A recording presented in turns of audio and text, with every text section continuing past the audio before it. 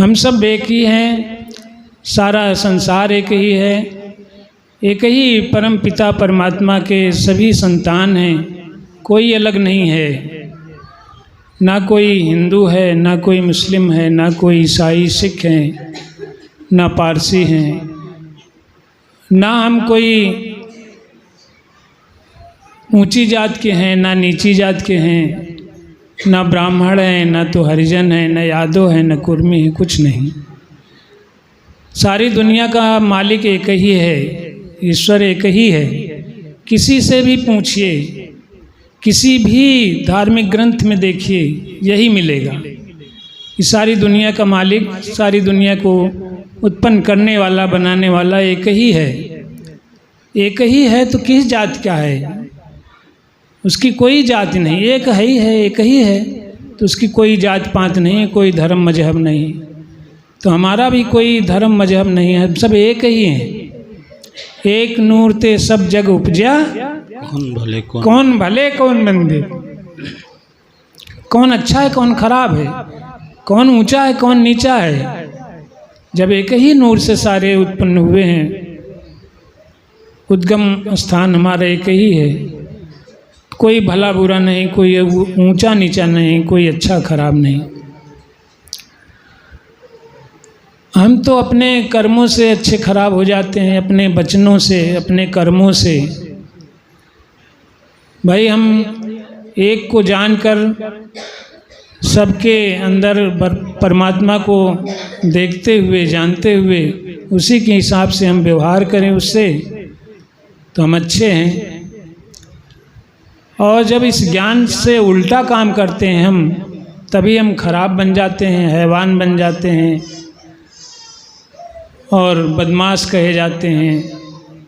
और जब ज्ञान के हिसाब से काम करते हैं तो हम ज्ञानवान हो जाते हैं, महापुरुष संत हो जाते हैं। तो हमारे कर्म और वचन यही हमको अच्छा खराब बनाते हैं, ऊंचा नीचा बनाते हैं। और यही है, योनियों में हम भटक जाते हैं। अभी गीता में आया था सुबह विचार, योनियों की बात बाबा जी ने कहा कि 84 लाख योनियों में जैसे जिसके विचार होते हैं उसी योनि में चला जाता है। जो धन के लोभी हैं, धन को बहुत ज़्यादा महत्व देते हैं, धन कमाने में ही, धन को बटोरने में ही लगे रहते हैं, धन का संचय करने में लगे रहते हैं। वो कहते हैं वो सर्प हैं, सर्प की योनि है उनकी। जैसे सांप न, ऐसा कहा जाता है कि जहाँ धन उन गड़ा रहता है वहाँ सांप रहता है, बिल बना के कुंडली मार के बैठा रहता है। तो ऐसे ही मनुष्य के लिए बताया गया, जो धन का बहुत संचय करता है, बहुत उसकी रखवाली, बहुत लोभी लालची है, तो उसको सर्प की योनि मिलती है। कहते हैं जो बहुत व्यभिचारी है, वेश्या है, उसको बताया सुअर योनि, सुअर जिसके बहुत बच्चे होते हैं, जो बच्चों के लालच में पड़े रहते हैं। परिवार कि हमारा परिवार बहुत बड़ा है, हमारा इतने बच्चे उतने बच्चे। तो इसी तरह से तमाम चीज़ें बताई हैं, गीता में बताया सुबह। तो यही है, हम जैसा कर्म करते हैं वैसे हम बन जाते हैं। भाई हम बहुत गलत काम करें, किसी से ठीक से बात नहीं करें, कुत्ते की तरह भौंकते हैं, तो समझ लीजिए कुत्ता ही कहा जाता है, वो कुत्ते की योनि है। तो ये सारी चीज़ें हैं। और अंत में बताया कि अंत समय जो रामायण नारायण सुमिरे, जिसका ध्यान हमेशा भगवान में बना रहता है। जैसा अभी महापुरुष जी ने बताया कि कुछ भी करिए, योग करिए, आसन करिए, कोई भी कर्म क्रिया करिए, खेत बाड़ी में काम करिए, दुकान में रहिए या अपने नौकरी में, ऑफिस में रहिए, कहीं भी भगवान को चारों तरफ देखते रहिए, भगवान में हमेशा ध्यान। मन यार दो, हाथ कार दो। मन, हाथ जो है, इंद्रियां हमारी हाथ पैर से और सब चीज़ों से अपना काम करते रहें, लेकिन मन हमारा भगवान का ध्यान रहे हमेशा। तो ऐसा जो संत महापुरुष होता है, तो क्या होते हैं, अंतकाल जो रामायण सुमिरे, नारायण सुमिरे, ऐसी चिंता में जो मरे, वो भगवान स्वरूप ही हो जाता है, भगवान में ही मिल जाता है, भगवान में ही समा जाता है, प्रविष्ट हो जाता है, स्थापित हो जाता है भगवान में। तो कहते हैं सोई जाने जहि देव जनाई, जानत तुम्हें तुम्हें हो जाई। भगवान ही हो जाता है। वेद भी कह रहे हैं स यो हवै तत्परमं ब्रह्म वेद ब्रह्मयो भवति। वह कौन? वह कौन? जो ब्रह्म को जानता है वो ब्रह्म ही हो जाता है।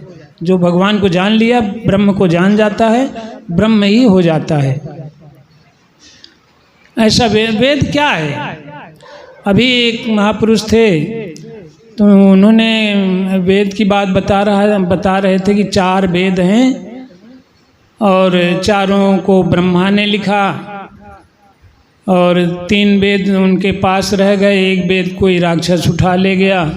इसी तरह की बातें बता रहे थे। ठीक है, उन्होंने कहीं पढ़ा होगा या कहीं सुना होगा, लेकिन वेद है क्या? वेद माने ज्ञान, वेद जानना, ज्ञान। वेद माने ज्ञान होता है, जानकारी, सारी चीज की ज्ञान हो जाए हमको। वेद में क्या है? वेद में भगवान का भी ज्ञान है और हमारे घर गृहस्थी का भी ज्ञान है। कैसे समाज में रहना चाहिए, कैसे गृहस्थी हमारी चलानी चाहिए, वो सारा ज्ञान है। तमाम विज्ञान भी भरा हुआ है। लेकिन जो जिसको चाहिए वो ले, जिसकी जैसी दृष्टि है उससे मिलेगा। और उसमें तमाम दुनिया भर के पाखंड भी हैं, कर्मकांड भी हैं। उसी को लोग आसान समझते हैं और उसी में लग जाते हैं। और वो कहते हैं कि वेद ब्रह्मा ने लिखा है। ब्रह्मा कौन है? वेद माने ज्ञान बताने वाला कौन है? हमारा सद्गुरु है। सद्गुरु ज्ञान देता है और सारी क्रिया विधि भी समझा देता है। घर गृहस्थी में कैसे हमको समाज में चलना है वो भी बताते हैं। मर्यादा के अंदर हमको चलना है, घर में प्रेम का व्यवहार करना है, सबका सम्मान करना है, बड़े बुजुर्गों का सेवा करना है। इन्हीं को भगवान समझ कर उनकी सत्कार करें, सेवा करें। घर में ही मंदिर, घर को ही मंदिर बना दें, यही स्वर्ग हो जाता है। इस तरह की सारी चीज़ें बताते हैं। तो ये सद्गुरु बताते हैं और सद्गुरु ही हमारा, फिर वही हमारे ग्रंथ पुराण बता रहे हैं। कौन है सद्गुरु? गुरुर ब्रह्मा, गुरु ही ब्रह्मा है। यही सारे वेद बता देते हैं। गुरु ही ब्रह्मा, गुरुर विष्णु, यही विष्णु भी है। और गुरुर देवय महेश्वर है। ये हम थोड़े लिखे हैं, हम थोड़े गढ़े हैं इसको, इस दोहा को, इस श्लोक को। ग्रंथ ही बता रहे हैं। तो गुरु ही वेद बताते हैं। गुरु के मुखारबिंद से, संतों के मुखारबिंदों से जो निकल जाता है। अब देखिए गुरुबाणी कैसे बनी है। दरबार साहब, गुरु ग्रंथ साहब में क्या है? तमाम गुरुओं की, तमाम महापुरुषों की वाणी है उसमें। कबीर की, संत रविदास की, गुरु अर्जुन देव की, नानक देव जी की, सबकी वाणी है उसमें। इसी तरह से अब यहाँ महापुरुष जितने बोलते हैं ज्ञान भरे वचन, अगर सबको संकलित किया जाए, सबको लिखा जाए तो एक एक किताब बन जाएगी, ज्ञान से भरी किताबें। ऐसे ही एक किताब बन जाती है जिसको ग्रंथ कहते हैं, वेद कहते हैं। महापुरुषों के निकले हुए वचन ही हैं ये सब। तो गुरु ही वेद लिखता है या बताता है, ज्ञान बताता है। और उसके बताने का मतलब है कि हम उस पर चलें। ये तमाम जो कर्मकांड हैं उसका भी राज गुरु बता देता है कि क्या है, हमको कैसा करना चाहिए कि नहीं करना चाहिए, क्या है उसमें, वो सब भी समझा देते हैं। तो हमें इस तरह से ज्ञान को समझ करके हमें काम करना चाहिए और ज्ञान की मर्यादा में रहना चाहिए, जिससे कि हमारा जीवन सफल हो और हमारे गुरु का भी शोभा हो, सत्संग की भी शोभा हो। इसी में जीवन की सफलता है। जीवन हमारा सुखी बनेगा, समृद्ध बनेगा, संपन्न रहेगा और दुनिया भर के कर्मकांडों से नहीं होगा। तो सासंग जी हमारे बाबा जी देखिए क्या बता रहे हैं, थोड़ा सा उनके भी आदेश को सुना जाए।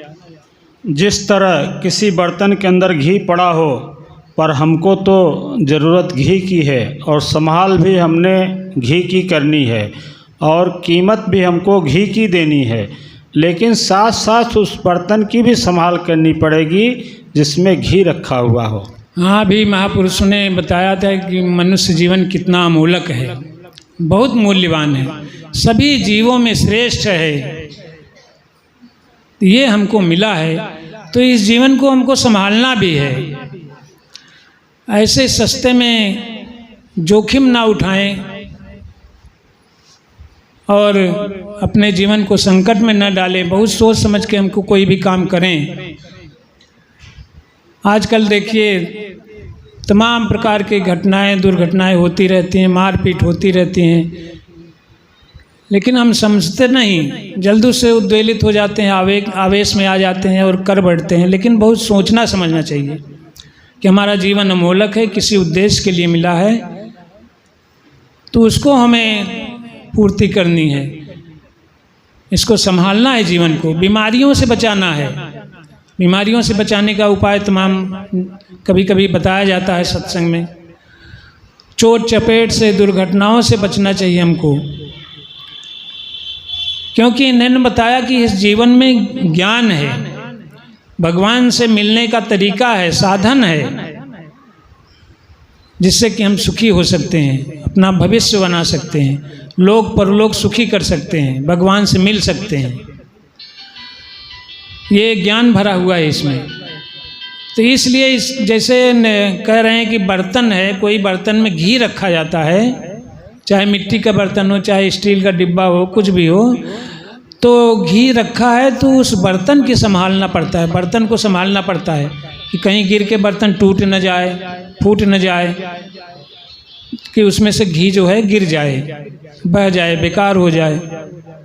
तो इसी तरह इसमें ज्ञान भरा हुआ है, बहुत चीज़ें भरी हुई हैं, तमाम साधन भरे हुए हैं भगवान से मिलने के। तो इसलिए इसकी कीमत समझ करके मानव जीवन का संभाल भी करना चाहिए, संभालना चाहिए, क्योंकि इसमें ज्ञान भरा है, इसमें हम सब कुछ कर सकते हैं। और क्या लिखें? गुरु का ज्ञान नाम है पर जरिया आकार का है। जिस घट से हमको ज्ञान रूपी घी मिलेगा उसी बर्तन की सफाई रखेंगे जिसके अंदर ज्ञान रूपी घी है, और उसी बर्तन का नाम लेंगे, जैसे लोटा, गिलास, कमंडल आदि। इसी तरह जिस वक्त साहेब गुरु गोविंद सिंह से पूछा गया कि तुम्हारे गुरु कौन हैं, कृष्ण हैं, राम हैं, गणेश हैं, कौन है, तो साहब गुरु गोविंद सिंह ने कहा नहीं, उस वक्त के सदगुरु थे जिस टाइम उन महापुरुषों ने संसार का कल्याण किया था। आज हमारा कल्याण भी श्री सदगुरु तेग बहादुर के जरिए हुआ है। यहाँ पर बता रहे हैं कि अपने गुरु की शोभा करनी चाहिए।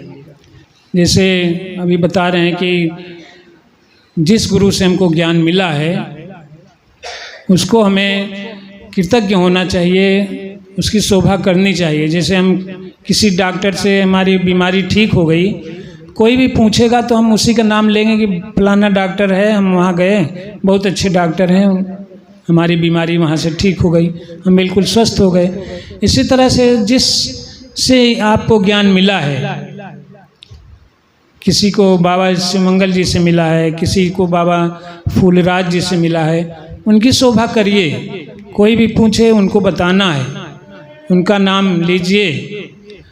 लेकिन हमारे एक पूरी संस्थागत एक नाम हम लोग लेते हैं, जय श्री मेहताब, क्योंकि हमें ज्ञान का उद्गम जो बाबा फूलराज जी को मिला, बाबा त्रिलोकीनाथ जी को मिला, बाबा शिवमंगल जी को मिला, उन्हीं से मिला।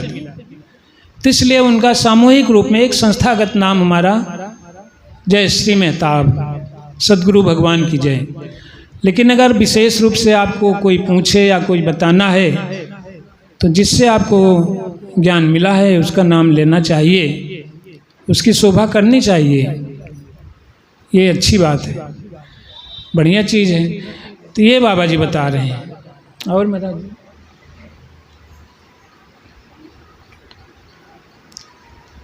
मैं उन पहले सद्गुरु ब्रह्मज्ञानियों महापुरुषों की इज्जत करता हूँ, पर बनस्पति उन पहले महापुरुषों के मैं ज़्यादा इज्जत अपने गुरु तेग बहादुर की करता हूँ।